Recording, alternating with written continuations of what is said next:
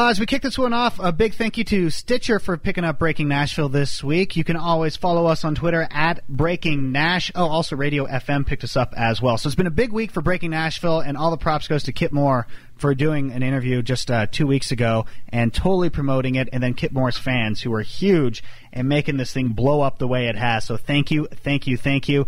Back to the basics, though. Back to why we did create Breaking Nashville. It's to meet the new artists, the ones who are going to be taking over Music Row in the next year, and that's Kelsea Ballerini. If you're gonna hold me like I'm leaving. If you're gonna kiss me like I need it. Baby, if you're not your best kid to leaving. If you're gonna love me like you mean. Hey. Now, Ballerini like tortellini? Ballerini like tortellini. Like a noodle. There's moments when you're doing this podcast, you really wish you could play more music. And the problem is there's all these different rules and laws about what can be online and what you can play. Right. And you were so good, I wish we could play more of your tunes right now during this podcast. Thanks. I wish I could too. So if someone does want to, first of all, just find your music, is there a place that it's already up? Is it on iTunes yet? The single is on iTunes, and then I have like little bits and pieces. I post stuff on my Instagram and stuff of new songs. So yeah. And your Instagram is what? Kelsea Ballerini, just my name. And your new single is Love Me Like You Mean It. I'm shocked you're telling me your story. You were 13 when you started writing tunes. Yeah. So one day you woke up and said, I just want to write songs. I have a song in my heart and you put it on paper? I always loved music, and I always loved like storytelling and writing. And when I was 13, I was a pretty awkward 8th grader or like middle schooler in general. And like 13 is like when you first start having like your first boyfriend, your first crush, and then my parents were divorcing at the same time. So it was just like a lot of emotion and like awkwardness all at once. And so it was just kind of an outlet for me. That's what it started as, and that's what it's always been. And it's something that I've grown to love to do. When did you start playing the guitar then? At first I started writing songs, like I would just hum the melody and I couldn't play. But then I wanted to get better and I wanted to like learn different melodies and stuff. So I picked up the guitar at like 14, and took some lessons and learned like a couple chords. And you can write a lot of songs on just like 4 or 5 chords. So that's kind of what I've stuck with. Did you start with the lyrics then and then add chords later? Or did it all kind of come at once? I would write the lyrics and like sing a melody, but it would have no music to it. So almost more like poetry? Yeah, I guess like singing poems. Yeah. You learned the guitar at 14, but you moved to Nashville when you were 15. Yes. Yeah, so I learned it when I was still in Knoxville. That's really quick though, isn't it? To learn the guitar? Well, to learn the guitar and then a year later be in Nashville going, I'm ready, let's do this. Oh, I mean, I was so not ready when I moved to Nashville. Oh, yeah, I mean, I thought I was because I was, 15. Yeah. But no, looking back, I would have meetings with people and, like, play my songs, and I could barely play the guitar. And, yeah.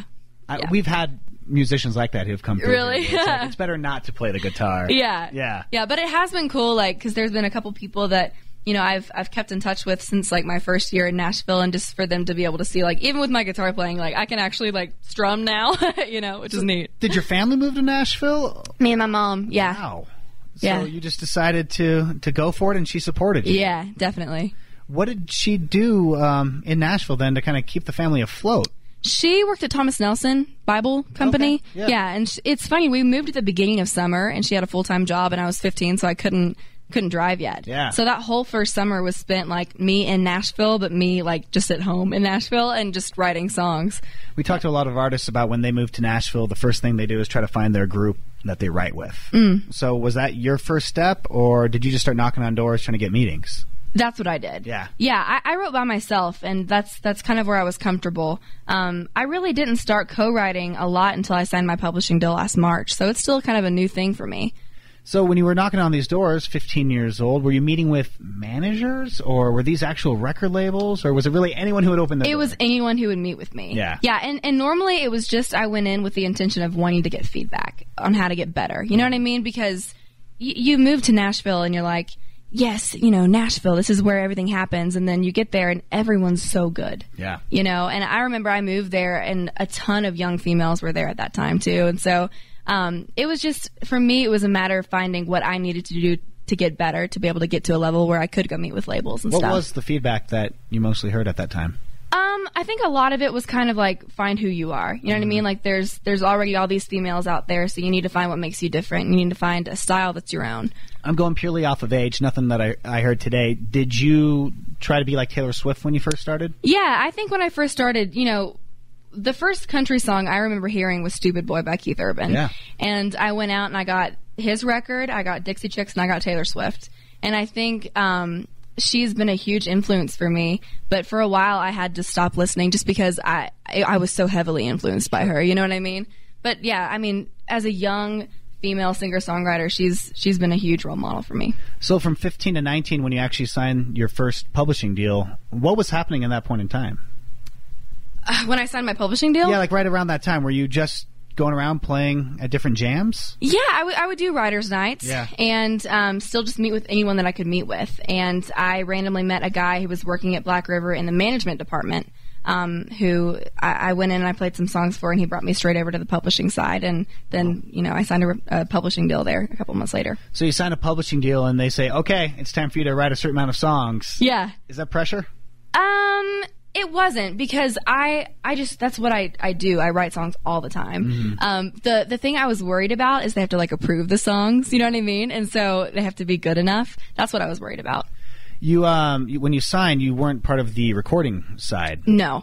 Was that kind of spoken about though when you were doing this? Like, hey, maybe we'll... Yeah, the head of publishing, Celia, believed in me as an artist. Yeah. And I think her goal was to kind of put me with other writers that would help nurture that and help me find, like what I was talking about earlier, that sound and what made me different, so that I could get to a point where she could help me find the right label home, which ended up being Black River as well. If you were a solo writer, was it weird the first time then you sat down with someone to write a song? Oh, yeah. Because it's like you get in a room and they're like, so tell me about your life, what's going on? Are you happy? Are you sad? And it's like, I don't want to share with you. I don't know. Yeah. But it's cool because you get really close friendships and relationships really quickly.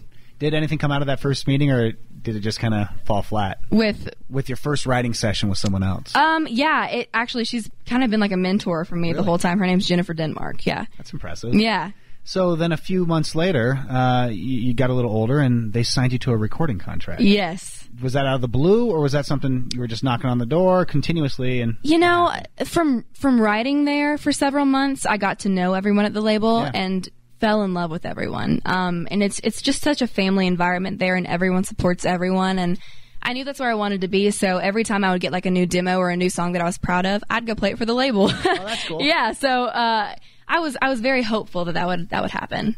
What's the process? They say, hey, good news, we're signing you to our record side. I remember sitting in the office. I got a text from Gordon, the CEO, and he was like, we need to schedule a meeting with you, which is always so scary. Yeah. And I remember going into the meeting, and it was him and then Doug Johnson, the head of A&R, and they sat down with me and they were like, we think you're ready. We think we want to sign you as an artist, and, Waterworks. Of course. Such a moment. But yeah, it was awesome. So did they go, okay, here's the songs that we've decided that you should sing on your radio tour, off you go, or was there some kind of period of, okay, let's sit down and really figure out how we're going to market you? Yeah, I mean, there's definitely been some of that. We signed in late December and really got the ball rolling in January. But I think from